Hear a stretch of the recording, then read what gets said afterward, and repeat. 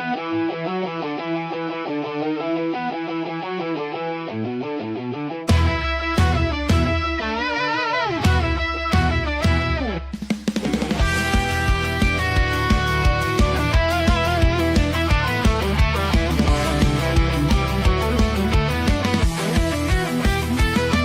a world where dreams collide, the kids step up, they won't hide. Truthful voices they ignite, shining bright like stars at night. Listen close, they have the key, unlocking heart's pure energy. Kids speak the truth, hear them roar, united spirits forevermore. Hi, I'm Diana. Hi, I'm Aubrey. Welcome to our show. I'm Nettie. Thanks for watching. Hi, I'm Sophia. What's up? It's me, Hayden. It's me, Luciana. And I'm Brody. We are the kids that speak the truth. We're a brand new talk show made by kids like us. And we'll tell you our truth about different things. Truth from our point of view. Of course, we all have different opinions. Like music and food. Fashion is always fun to discuss. We will share some of our favorite movies. Celebrities and TV shows. Candy and toys. We will talk about stuff that we feel deeply about, like loads of homework, bullying, anxiety, and how we get through it all. And let's not forget current events. Boo! Just kidding. We love current events. And jokes. Only funny jokes, please. Did you hear the one about... Not now, Hayden. If not now, when? Ooh, I won. Knock, knock. Who's there? The kids. The kids who? The kids that speak the truth. Okay, guys, let's focus. And let's not forget about our special guest. I can't wait. Who are our special guests? It's a surprise. So don't turn off your television or shut off your phone because we're going to have a great show. We are the kids that tell the truth. No, the name of our show is The Kids That Speak the Truth. Oh, sorry. Hi, it's me, Luch. So we're going to be playing this game called Yay or Nay. So I'm going to be asking some questions, and you're going to respond with an answer, yay or nay. But you must explain. You can't just say yay or nay. Like, you must have an opinion. Well, that's not fair, because what if we have an answer but we don't have an explanation, or we have an answer but we do have an explanation?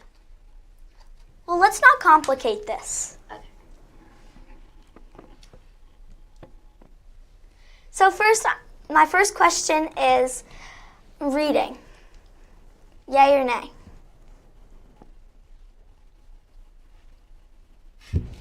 Sophia. I think that reading is a yay because it helps people get smarter and it's just fun to read. I also think reading is a yay because if you get into a good book, it kind of feels like you're living the life in that book. But I kind of think it's a nay if you're reading a book that you're not really comfortable with and you don't enjoy. I think it's a yay because books basically transport you to another world of reading and imagining things, and it's just amazing. And the books can teach you stuff, have a made up story.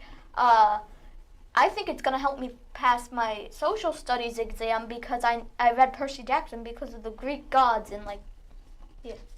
I agree with all those responses. But it does suck reading a book that's not interesting. Okay, on to next. Social media. I don't know. Yay. I don't really know. I'm leaning towards both because social media is an amazing way to interact with your friends and get out there and show who you are. If I'm acting and I want to show who I am, social media would be a great way to put myself out there. But there's also a lot of people who use it in a bad way. They could do bad stuff, be mean to people, and you could think you're talking to your friend, but you could be talking to someone else who's not very good. Yeah, and then there's this person in my school who's sort of my friend, and she gave us her phone number, and it turns out that that wasn't her actual phone number. That's the bad Oh, thing about no. social media. And it was like, wait, so what is your phone number? And also, it's a good thing because you can interact with people. But it's a bad thing because there's cyberbullying Yes. and there's like mean behind the screen and there's all these. But they are doing a bunch of stuff to help it because they're having kid-friendly apps. Yeah. Anybody else? I think it's an A because a lot of people get insecure about themselves because other people make mean comments I agree. about them. Yeah. I agree with all those responses again. Okay, on to the next and most likely last topic, sushi. Yay. I think this is a yay because the food is delicious. It comes in so many types. You could get salmon in your sushi, cucumbers, anything you can imagine that's vegetable, fish related. I think it's kind of in the middle because of like, what if you don't like the sushi? Because like you said, there's like a bunch of different sushi to choose from. What if you don't like the sushi, but what if you like the sushi? Like I like California rolls. I don't know if that counts as sushi. It does. I don't know. Sushi. I don't know. When I think, you go. I don't like sushi, and I only like it when it's salmon. So, and that's very unlikely that they only put salmon. So, I don't like salmon. No, I love salmon. Only if it's the smoked type. That's all you got from me. When I think of sushi, I think of seaweed and rice wrapped in something. That's when I think of sushi. Yeah, same basically. When I think of sushi, I just think of California rolls. Yeah. I've tried sushi and I don't really like it. Okay, so that will be it with our yay or nay. Bye. Bye. And next on will be Sophia with What's in the Box. Hi, it's me, Sophia. Listen up, my fellow hosts. We are going to play a little game called What's in the Box. The rules are as follows. You are allowed to ask 3 questions. You can touch it, and you only get 1 guess. You must be truthful. No winners. You just have the pleasure of guessing it right. No booing, etc. Please be mature and remember you are TV hosts, the kids that speak the truth. So be honest. All right, who would like to go first? Luciana? Okay.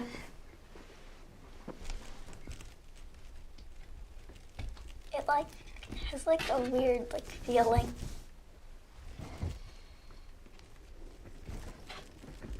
Like a camera? Nettie, would you like to go? Just a reminder, you get to ask 3 questions. What would you use this for? For example, maybe a walk in the park and you wanted to look at something. I don't know what it's called.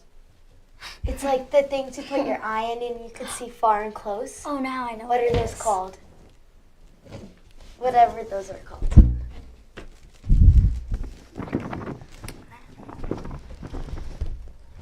Can you zoom in with it? Yes. Is it binocular? That's what And the winner is Nettie and Hayden. Yay. The answer was binoculars. You use them to look far and close. And that's all. Thank you for watching What's in the Box. Hayden, Nettie, and I sat down with children's author Jennifer McCaughlin at a park in Bethpage, New York. Jennifer is the author of Charlie and the Chicken Nuggets, Megan the Mac and Cheese, and Hannah and the Hot Dog. We focused on Charlie and the Chicken Nuggets, and we had fun asking her questions and learning about her process. Here's a clip of our interview. It's me, Hayden, and I'm here with Tiana and Maddie, and we're doing an interview with children's author Jennifer Monroe. Hi, Jennifer. We loved reading your book, Charlie and the Chicken Nuggets. I can totally relate to this book. Me too. I think all kids can relate to wanting to eat just one food. But tell us, Jennifer, from your own words, why is Charlie and the Chicken Nuggets about, and why did you write it? So I wrote Charlie and the Chicken Nuggets because my son, Jake, all he would eat was chicken nuggets. And every time I would go somewhere, I'd have to bring a little tin of chicken nuggets with me. And I told him one night, you're gonna turn into a chicken nugget. And I thought, well, that's a great story. So I started to tell him more and more, just making it up. And the next day I stayed up for work and I wrote it down. And it was a lot of fun. I love the pictures. They totally remind me of my dreams. Very colorful, fun, and a little scary. Who illustrated your book? Oh, so this was a guy I used to work with. His name is Arch, and he lives in Michigan. And I used to work with him, and in meetings, he used to sketch everyone in the meeting, and he was so great that I asked him if he would illustrate the book for me, and he did. And then we self-published it, and that's where Charlie and the Chicken Nuggets was born. That's really cool. As creative kids, what would you recommend would be the best way to start to get into writing? Any advice? Write every day. Every day, write when you wake up, write before you go to bed, write what you're thankful for, write about an experience you saw during the day. Just always write down. Have journals nearby your bed in case you think of a good idea. I keep something on my bedstand in case I think of things. I have to tell the truth. My favorite part of the book was when Charlie turned into a chicken. I feel like my love for tacos might turn me into a taco one day. Oh, maybe I have to make Hayden and the Tacos. That might be my next book. Even though we're older now, I don't think it matters. We can very much relate to this book because I don't know about you, Hayden, but I'm very picky about what I eat. I'm sure I drive my mom crazy. Me too. I think our families have it made when it comes to making us dinner because we like the same thing over and over and over again. And they make it for you over and over again? That's good parents. What inspired you to write Charlie and the Chicken Nugget? My son, always eating chicken nuggets and having, even on Thanksgiving Day, I had to bring chicken nuggets with me to my mom's house for him. You dedicated the book to Megan and Jake. Are these your kids? They are, and now they are 21 and about to graduate college and 18. Who was your illustrator? Did they understand your ideas for the book? Yeah, my friend that I used to work with, and he really got it. I went over everything with him, and I showed him pictures of my son, and I even took pictures of him eating chicken nuggets so he can have some inspiration. My favorite food is mac and cheese. I love this, but I wouldn't want to turn into one. I have a follow-up book. It's called Megan and the Mac and Cheese. I'll have to get you a copy. Charlie and the Chicken Nugget is a fun book, and it inspired you to try new food in a fun way. Will you be writing more books? Yes, I wrote Megan and the Mac and Cheese. I wrote Hannah and the Hot Dog, and now I'm going to do Hayden and the Tacos as soon as I get home. Is Hannah another one of your kids? Hannah is my stepdaughter, yes. Thank you for joining us on the Kids That Speak the Truth. We appreciate you being here. Thank you for having me. Thank you. For coming. Thanks. Thanks to Jennifer, we got this great interview. Thank you. Thank She was you. really fun to interview. She was super kind and understood what we were doing and made sure to tell the truth about the book. We all enjoyed reading Charlie and the Chicken Nugget. Thank you, Jennifer. Bye. Bye. Hi, I'm Brody. We would like you, our audience, to get to know us a little bit. I have some jelly beans, and each one has random questions that will answer truthfully. These are not kinds you eat. They are get to know you jelly beans. So let's get ready to spill the beans. Some of our hosts will have the opportunity to pick a jelly bean, and they must react truthfully.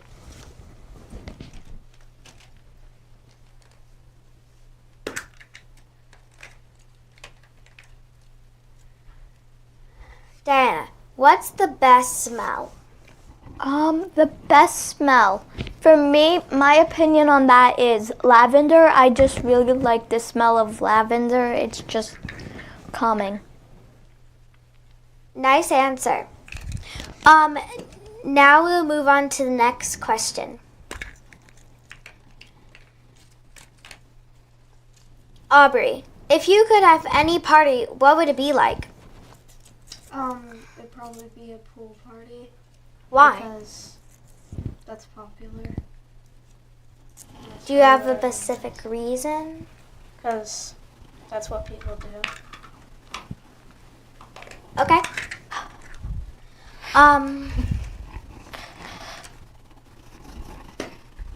Sophia, if you had any pet, what would it be? I would probably want a dog that's kind of big and playful because playful dogs are like really fun to have. And I love big dogs that you can play with, and like sometimes like I find it funny when big dogs pounce on you and you just like fall to the floor. It's just hilarious. And what would you play with the dog? I would probably like want a dog that would play fetch with me because I would probably throw it as hard as I can and just watch the dog run and then come back. Do you have a specific kind of dog? Maybe like a golden retriever. Nice. Well, we hope you guys enjoyed. Bye. Hi, it's me, Hayden. This segment is called Never Will My Parents Ever. Remember, parents, we love you, so don't hold anything against us. Okay, I'll go first, and then whoever's brave enough can go after me. Never would my parents ever let me spend a day with their credit card because bills are not fun to pay. Who would like to go? I'll go.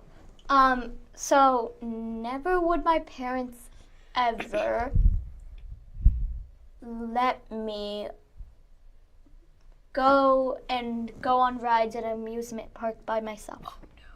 Valid. Sophia? No, my parents wouldn't. Never would my parents ever let me go to Adventure Park with a friend. No. Alone? By yourself with a friend. Alright. Brody, would you like to go?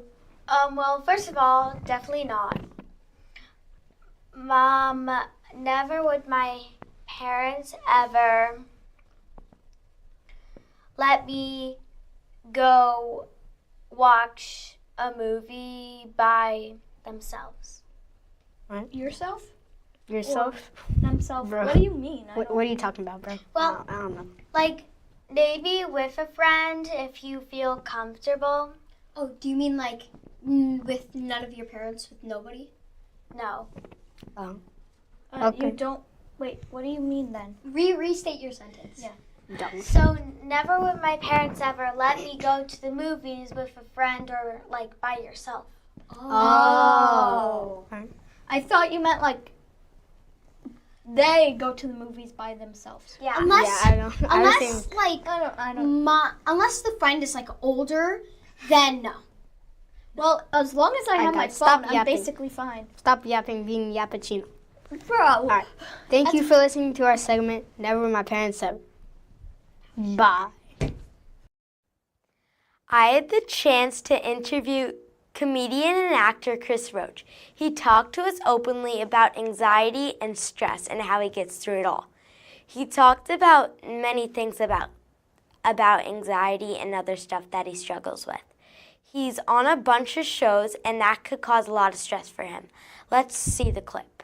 I noticed that if I didn't deal with my problems and I kept them inside, that would cause anxiety. And I learned it's very important to talk to someone and get those off your chest. That's a very big thing. What was one of your most valuable lessons when you had anxiety? What really good question was one of my most valuable lessons. Something I read in a book that really, and this helped me. Even I remember saying this to myself before I shot my first scene on Kevin Kuwait, which was on CBS. There was a saying that if you could, like, let's say you're about to do a scene or anything in life, and you ask yourself this question: if I could remove anxiety, self-doubt, anxiety and self-doubt from, if there was no such thing as anxiety and self-doubt, how would I do this scene? And then you imagine how you would do the scene. There was no such thing as anxiety or fear or self-doubt. And you imagine how you would do that scene. And then you say to yourself, okay, let's do it that way. And it almost takes anxiety and pushes it to the side. You could thank one person to getting where you are today. Who would it be? I could thank one person, probably, of course, my first thing, probably my mother. I actually posted years ago, I posted something on Facebook thanking all the women in my life that raised me with tough love. My mother, my sister, my manager, all those people, all the women that helped me get to where I am today. So, number one has to be my mom. Yeah. She was silly. I loved how Chris thanked his mom and all the women in his life. We could all agree to this, that our mom always helps us through every step. Happy Mother's Day to all moms. Thank you for joining me for this segment. Hi, it's me, Diana. So here we are, the kids that speak the truth. Each one of us has been asked to share their favorite toy or candy. Tell us a bit about why they feel it's their favorite. Please, fellow hosts, give us details and remember, speak the truth. I will begin with my favorite candy and my favorite toy, and we will discuss your favorites. My favorite candy is Nerds Gummy Clusters. I just like it, so do you guys pass it around and have it if you want. You don't have to. You can pass. Mind if I take two? Okay. Just like, never mind. I was just gonna say take one that's connected. Take one that's the whole bag. Yeah, there was. What does like, that mean? No, so like there's some that were like mishmashed To together, stick like together, stuck together. like, Yeah. This one. Eat This it. one has 3. Eat it. Eat it. Yay. Okay. My favorite toy is Hatsune Miku, Strawberry Hatsune Miku. Miku bean. Please don't do that. Don't So, don't do that. my friend gave this to me during school What's your because friend's name? Was she thinking Miku? Miku. Miku is a Vocaloid. What's a vocal? yeah, she's a Vocaloid, which I never is watched basically it. like a holograph. So she's not real. Mm-mm. I thought Miku Bean was real. Do you want to like look at it or pass it around or? Ugh. Chocolate. This disturbs me. I don't know when My friend gave it to me because she got it from a blind bag and she had 2, so she gave one to me. Okay, what are your favorite toys and candies? My favorite candy is a Twizzler because it tastes good. And Solid. my favorite toy, I don't really have one. It can be your phone or your iPad or something. I don't have a phone. Oh. I have an iPad. My favorite kid, toy is my iPad iPad. kid. Excuse me? iPad That's crazy. iPad That kid is very 2025. offensive. That's crazy. That is very offensive. I know. I'm not an iPad kid. I I take my mom's iPad. Anyways, stop yapping. Anyways, my No, favorite Early upper candy here. is probably Nerds Gummy Clusters too. I like how they're sweet Yeah. on the inside, but on the outside they're crunchy and they're. Woo! And my favorite toy is probably the Dash Robot. It's really cool. You can control it from a device. Device.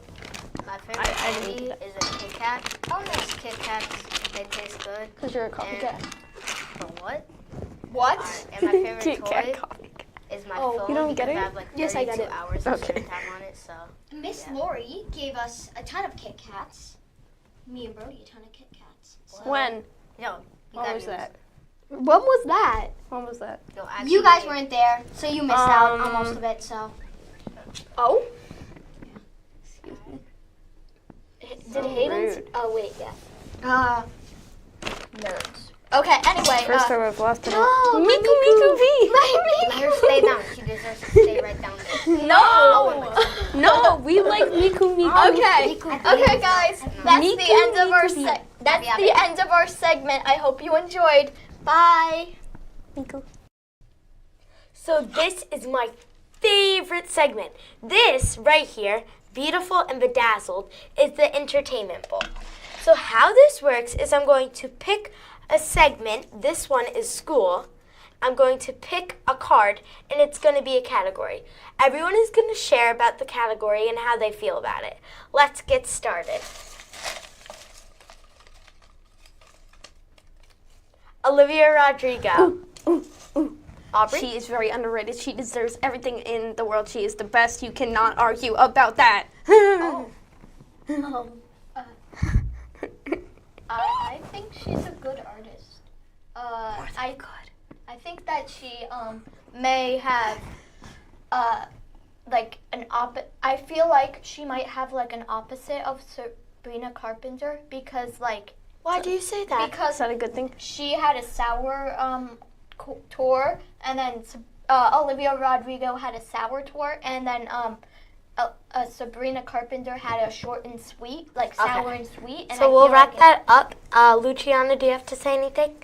No. Okay. Thank you for your answers. I totally agree with both of them. Olivia Rodrigo was the best. Told you can't agree elsewhere. I wasn't lying. Oh, this is going to be an interesting one. Homework. Luciana? I feel like we get too much of it. I know it's probably good to help us learn the topics, but like they shouldn't be giving us a lot. Yeah, I agree with you.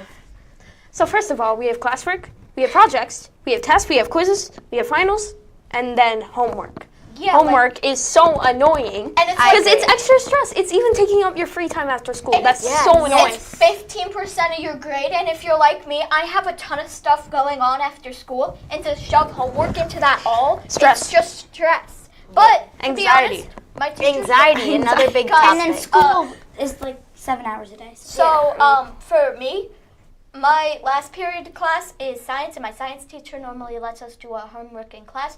And for my 8th period, I have like a fun class where it's not really giving me much homework.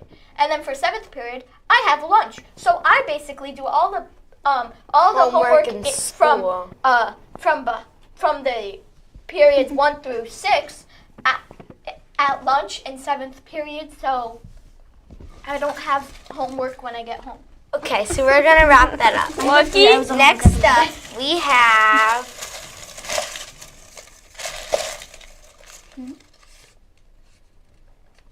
I like that category. The way you like, I don't like The way she's like, Okay. we got this, guys. Come on. Sleepovers. Yay! Yay! It's amazing, but it's just put some life. No, but like it's just annoying when like you get like homesick and like you start to get like if you're afraid of the dark and your friend doesn't have a nightlight because they aren't. And I'm not saying this is a specific situation, but that is what happens sometimes. It's not that specific. So, and also, I like sleepovers, just like, it depends basically who I'm sleeping over with, and I hate being the first person to fall asleep. That's just No, like... you know what? I stay, and then everybody else goes to sleep, and then me and another one of my good friends who's normally invited to these sleepovers stay up, like, long hours at night, and then, like, last time it was, like, until 2 a.m., and I woke up at, like, 6 a.m., so I only got, like, 4 hours of sleep. And then another time at a sleepover, I didn't even sleep at all. And I had a play. Me every night, not I even had sleepovers. Wrap it up. But I have an opinion. I had a birthday party once, and me and my two Sleepover? friends were really Yeah, sleepover. Me and my friends were really tired, but there was like 3 girls that kept making noise, and looking back now, I wish I stayed up with them because it was like funner because they were all laughing, and I was just like, go to sleep. But I wish I was like up with them. I hate when I used to do that. Yeah. So we're gonna do one more category. I never sleep. Fun fact. I mean, I do, but not that much. Super Bowl. Oh. I have no opinion on this. Okay. So you know that one joke where you have this bowl and the soup. This is the entertainment. This is the entertainment bowl. This is the super entertainment bowl Yes. right here. Yes. Yes. So we're gonna wrap it up with I that. don't like the Super I Bowl. guess. It's just like too much. It's so heat. fun. It's like fun. too It's much. intense. Suspense. I like hanging out with people. We have to wrap it up. Okay. Thank you guys for joining us for this segment. I hope you guys enjoyed the entertainment bowl. Super entertainment bowl. The super entertainment bowl. Yeah. Thank you. Bye. Hi, it's me, Aubrey. This is one tasty segment. Some of us tried some different pizza slices from different pizza places. We decided to stick with just a basic round cheese pie to be fair. Here are some of our reactions.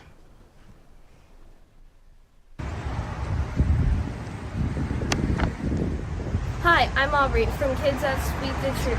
Today I'm at Mima's in Comac, and I'm here for the segment Foodie or Not a Foodie. And today we're going to be tasting 3 pizzas, but this is the first place.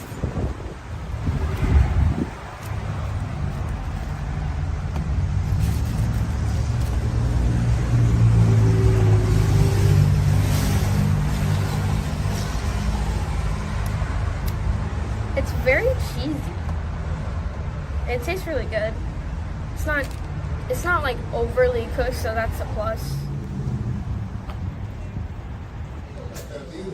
We are now at the second pizza place, and it's called Emilio's in Comac again. And here we have the pizza. It looks different from the other place.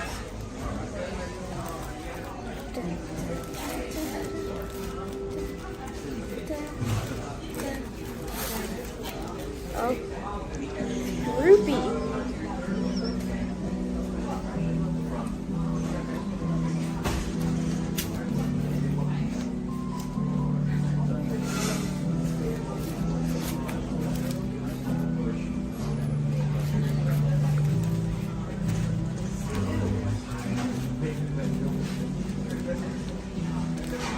Really droopy, like it just smacked down when I finished. It also looked like someone smushed their finger in it. It was really long though. That's a good, but this was smushy.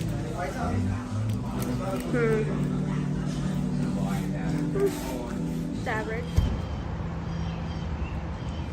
We're at our final pizza place, and it's 3 Bambinos in Smithtown. I can't wait for pizza.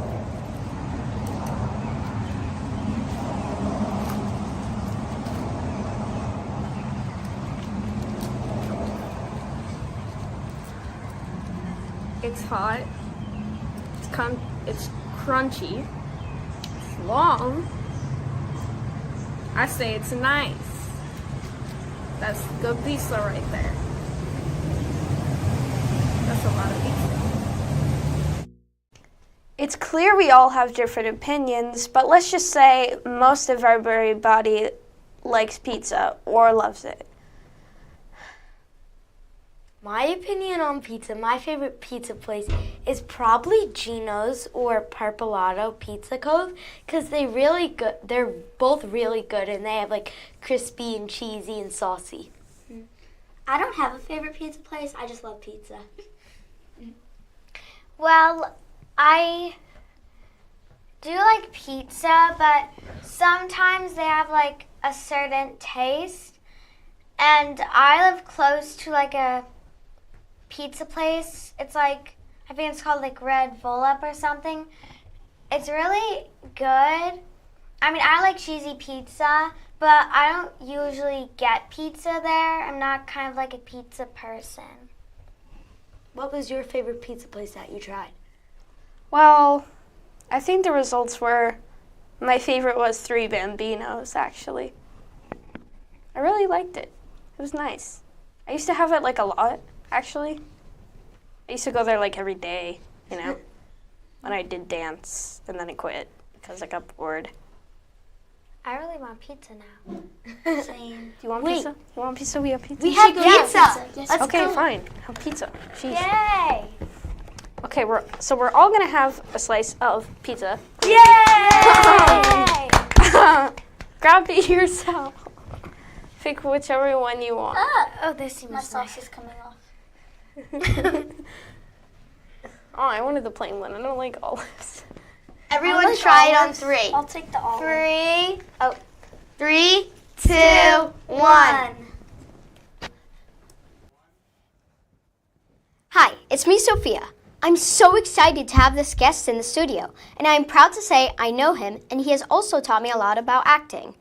His name is Marco Cunha, and he is an actor, body movement teacher, as well as a supportive acting coach.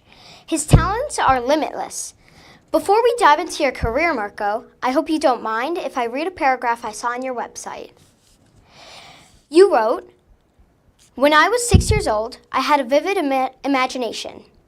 Although at that time, I didn't like to express it publicly. My kindergarten teacher quickly noticed and sat down with my mom to discuss it. She convinced my mom to take me to a drama club for kids that conflicted with soccer practice. Even though I was the kid who zoned out while staring at the dandelions and the bees, I dreaded the thought of doing something different. Amidst my screaming to the cosmos for help, my mom somehow got me into the car. When she returned to pick me up, she had trouble getting me in the car again. Only this time, I was screaming to the cosmos for her to let me stay. Hence, an actor was born." I love this and I can really relate to it. I love this and I can really relate to it.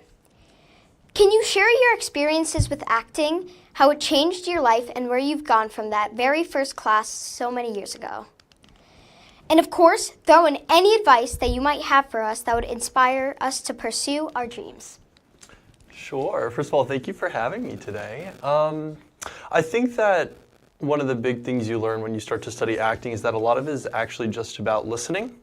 It's a lot about being present with somebody, registering what's going on, and really not focusing on, the homework you have to do later or a conversation you have with your friend, but actually really being present and watching and hearing and living in that moment. I think a lot of what people don't realize is that whenever we tell stories, we're telling stories where people are in really what we would say heightened circumstances. So it's not like just two friends at a birthday party having fun. It's two friends at a birthday party who are trying to have fun, but their friend is talking about them behind their back, and they know this, but they're not saying it. Maybe there's someone in their life that's going through a really tough time, and they're at this birthday party because they want to escape from that. There's always something more going on than what appears to be.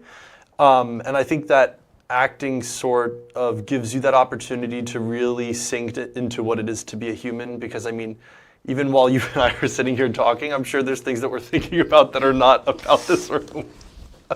So yeah, I would say a lot of it is about being present, it's about listening, and it's also about allowing yourself to be relaxed in your more vulnerable moments where, nobody likes to cry in front of everyone. No one likes to be mad in front of everyone. It kind of is, it's awkward and it's very uncomfortable.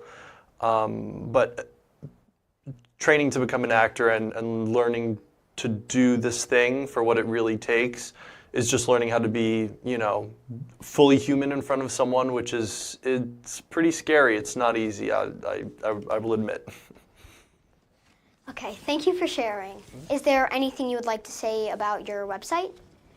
Yeah, I actually, so one of the basically pivotal parts of eventually becoming a professional working actor is having a place where you show your work. So my website is marcoantoniocunha.com. You could find a little bit about me and about the work that I'm doing and the work that I have done. So if you're interested.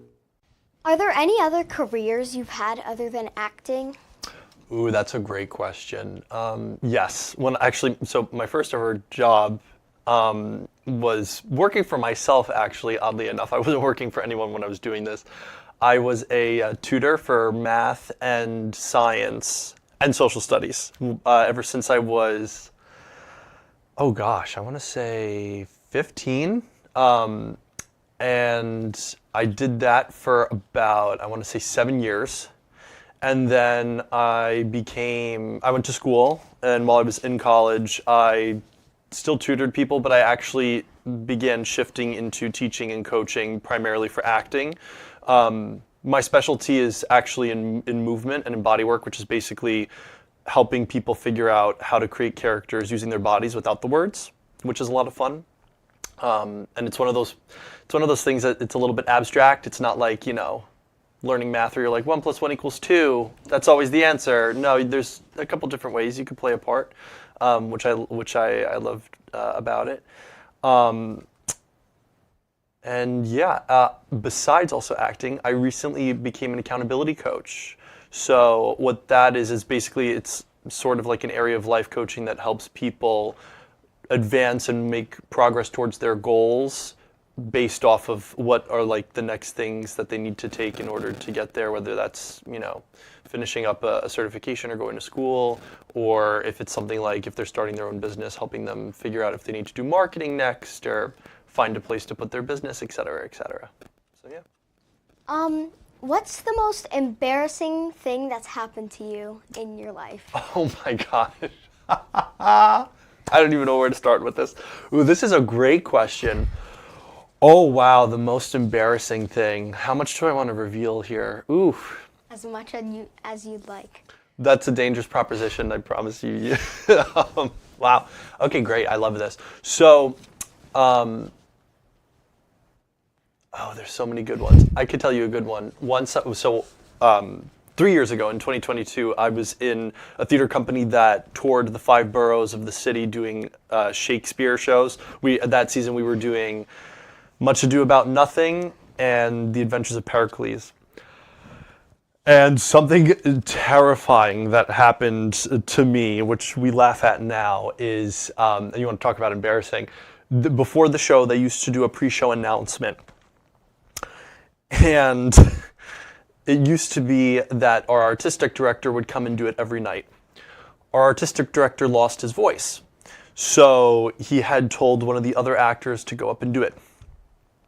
The other actor, right before they were supposed to do this, you get what's called a 10-minute warning before show. So they say 10 minutes till show. Everyone says thank you 10. It means you have 10 minutes before stuff's about to get real, right?